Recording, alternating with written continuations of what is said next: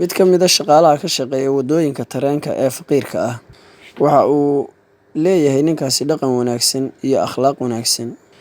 Ninkani shaqadiisa waa uu ku kalsoon yahay, wuxuuna aaminsan yahay in boqolaal qof oo maraya waddooyinka uu dhisayo ama ka shaqeynayo feejignaantiisa ay noloshooda ku xidhan tahay. Waxa uu dareensanaa waxa dhici kara hadduu khalad yar sameeyo maalin qura, sida in laba tareen isku dhacdo ama uu tareen gadoomo, halkaana dad badan ay ku dhintaan.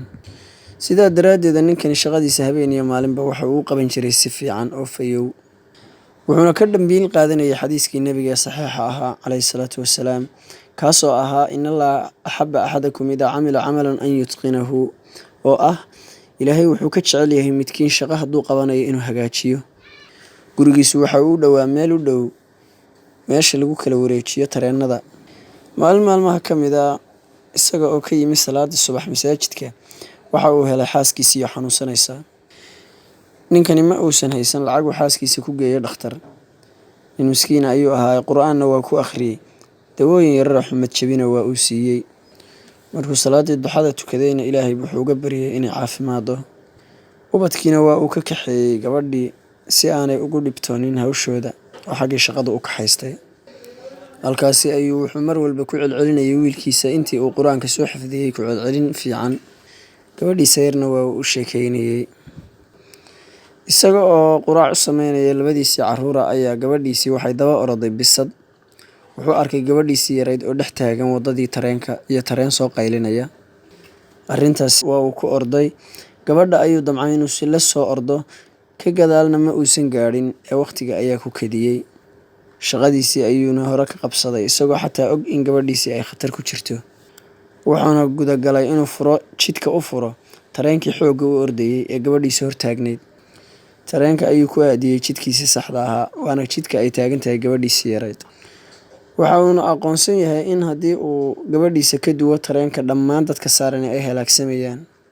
Waxa uu fiiriyey ninkani jidkii tareenka boodh ka kacaya, indhihiisana ilmo ayaa ka buuxday. Gabadhiisii yarayd raqdeedii ayuu eegayaa. Waxa uuba arkayba gabadhiisii oo labadii lugood ee tareenka dhexdeeda taagan oo aan waxbaba qabinba. Waa uu soo qaatay gabadhiisii yarayd isagoo aan ogeyn waxa dhacay iyo sida ay ku badbaaday. Mar dambe ayuu wuxuu ogaaday dabayshii faraha badnayd ee tareenku bitinayay inay gabadhiisa ku tuurtay dhulka, sidaa daraaddeedna gabadha aan birtu gaadhinba. Arrintaasi oo xaaskiisii oo guriga u dhow joogtayna ay aragtay, way soo oroday.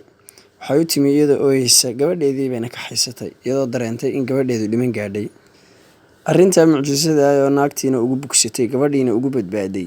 Wiilkiisa yar waa uu ducaynayay. Ninkiina markaas ayuu gudagalay inuu Ilaahay ugu xamdiyo. Bulshadii waxay ogaatay ninkani inuu gabadhiisa tareenka u dhigay si uu u badbaadiyo dad badan.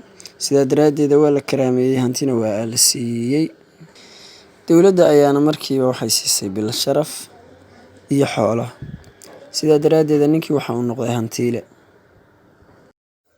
ومن يتق الله يجعل له مخرجا ويرزقه من حيث لا يحتسب ومن يتوكل على الله فهو حسبه إن الله بالغ أمره قد جعل الله لكل شيء قدرا. Haddaba daawade, haddii aad ka heshay muuqaalkan, fadlan subscribe saar si aan u soo badino muuqaalada noocan oo kale ah. Mahadsanid.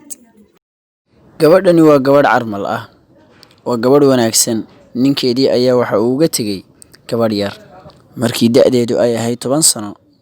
Hooyadani waxa ay bilowday inay suuqa ku iibiso khudrawaadka iyo faakahada ama qudaarta si ay gabadheeda wax u barto, cuntadana ay ugu bixiso.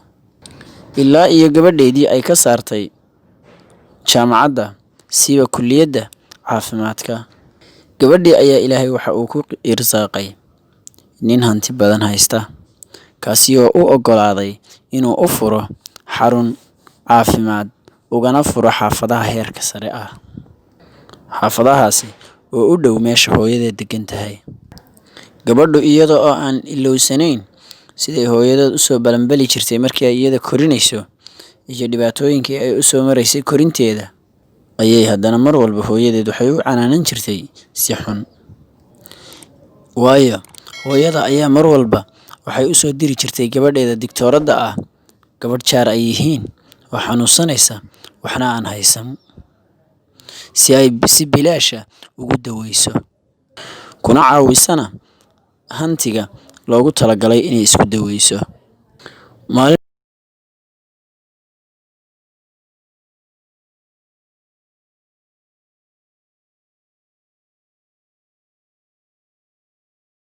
maalmaha ka mid ah ayaa gabadhii waxaa u soo gashay haweeney 60 jir ah oo uu wado wiil ay dhashay.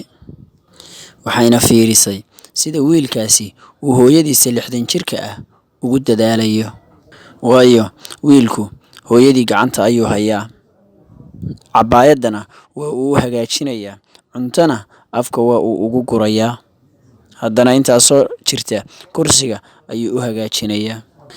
Markii ay weydiisay wiilka dhibaatada hooyadii haysata iyo qaabkii uu uga dalbay baadhitaanada, waxay weydiisay qaabka caqligeedu uu yahay. Waayo sida ay su'aalaha uga jawaabayso iyo qaabkay ula macaamilayso digtooraddu ma miisaanayn. Wiilkii waxa uu u sheegay gabadhii ilaa iyo markii hooyadiis umushay inay maskaxda ka jiranayd, isaguna uu yahay qofka daryeela ee dharka u dhaqa iyadana u qubeeya. Markay weydiisay sida uu ugu keeni waayay gabadh u shaqaysa, taasi oo weliba qaab ahaanna isagu uu ku farxi lahaa, waxa uu u sheegay in hooyadii ay tahay qof miskiin ah oo aan cabanin, oo uu weliba isagu uga baqayo in gabadha uu u keenayo shaqaalaha ahi ay hooyadiis dhibto, isaguna sidaas si la mid ah uu ugu dadaalayo inuu u soo jeedo oo uu dawada iyo cuntadaba siiyo. Gaar ahaan waxa uu u sheegay in hooyadii sonkor qabto. Dhakhtaradii yarayd baa la yaabtay ninkan dhallinyarada ah sida uu baariga ugu yahay hooyadiis. Ilmada ayayna isku celisay, waxayna maqashay hooyadii aan xaalkeedu saxnayn oo wiilkeeda ku leh, koormaad ii soo iibinaysaa lowska, koormaad ii soo iibinaysaa macmacaanka, isagoo ku leh hooyo haddaan aadaynaa. Hooyadii oo faraxsan baa waxay leedahay hadda. Wiilkii ayaaba dhakhtaradii ugu jawaabay, anigu waxaan ku farxayaa farxaddeeda si ka weyn sidaan ugu farxayo ilmahayga yar. Iyada oo dhiigga ka cabiraysa hooyadii gabadhii dhakhtaradda ahayd ayay weydiisay in ay ubad kale la dhasheen ninka, waxaana uu ugu jawaabay inuu keligii madi u yahay hooyadan, ninkii gabadhan qabayna uu furay 2 bilood kadib markii uu guursadayba. Taasina waxay ku dhacday in caqliga ay dhaawac ka gaadhay markii aabaheed uu ku dhintay horteeda.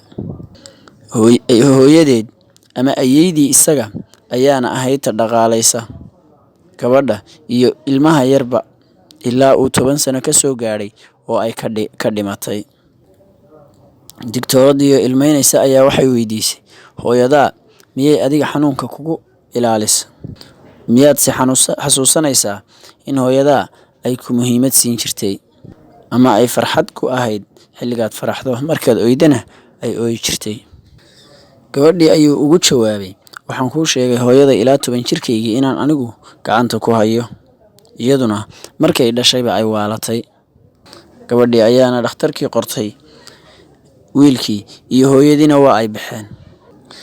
Waxayna u sheegtay gabadhii kalkaalisada ahayd inay u baahan tahay xilli ay nasato, u cudur daaro bay ku tiri cidda soo galaysa.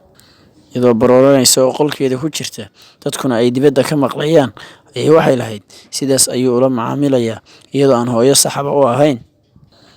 Way qaaday wayna dhashay bes, iyadoo aan u soo jeedin, rabaynin, aanan la qaadan kulayl iyo qabow, macaan iyo qadhaadh noloshaba. Sida hooyaday oo kalena ma aysan yeelin. Hooyaday oo mar walba culaysyada u qaadi jirtay si aan anigu u noolaado una koro.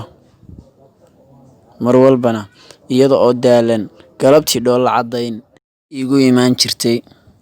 Gabadhii ayaa waxay mar walba nafteeda ku lahayd, misaan xumahay aniga ma aan raacin xadiiskii rasuulka ee ahaa raalli ahaanshaha Rabbi waxa uu ku jiraa raalli ahaanshaha labada waalid, cadhadiisuna waxa ay ku jirtaa cadhada labada waalid. Iyada oo markaa ooynaysa ayay hooyadeed u laabatay, una sheegaysa inta ka hadhay nolosheeda inay iyada la joogayso, ayna u baari fali doonto, amarkeedana ay ku shaqayn doonto. ووصينا الإنسان بوالديه حملته أمه وهنا على وهن وفصاله في